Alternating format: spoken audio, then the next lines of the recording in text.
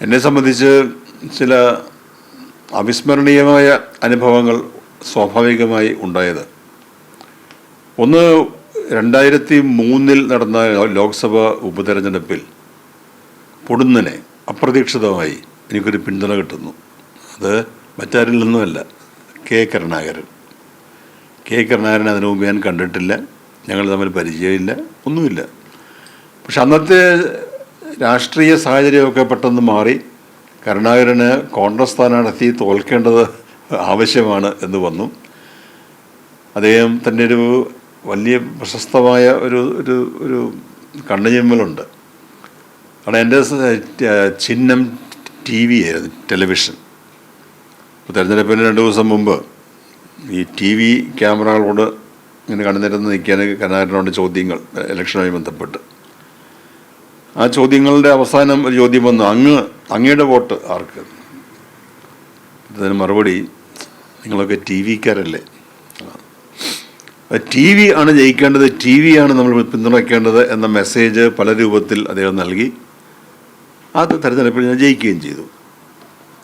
പക്ഷേ അതിൻ്റെ തൊട്ടടുത്ത വർഷം 2004 അന്ന് നടന്ന തെരഞ്ഞെടുപ്പിൽ കരുണാകരൻ എനിക്കെതിരായിരുന്നു.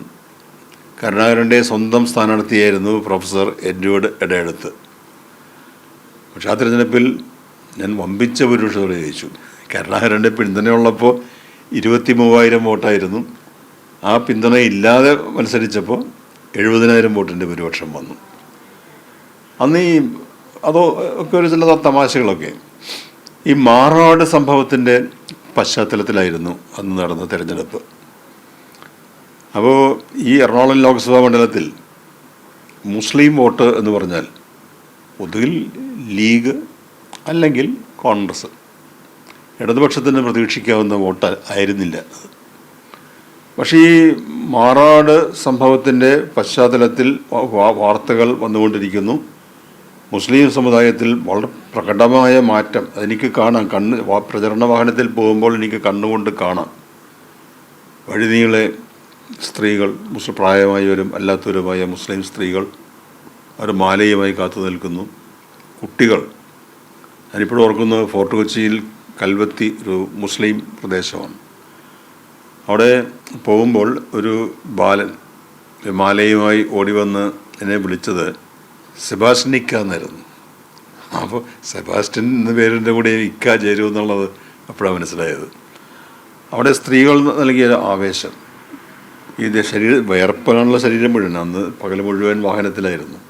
അപ്പോൾ ഈ വിയർപ്പിൽ ഒട്ടിപ്പിടിക്കുന്ന ഒരുതരം പ്ലാസ്റ്റിക്, കടലാസും പൂക്കളും ഒക്കെയാണ് ഇവർ വലിച്ചെറിയുന്നത്. എനിക്കൊരു അസ്വസ്ഥത ഉണ്ടാകുന്നുണ്ട്.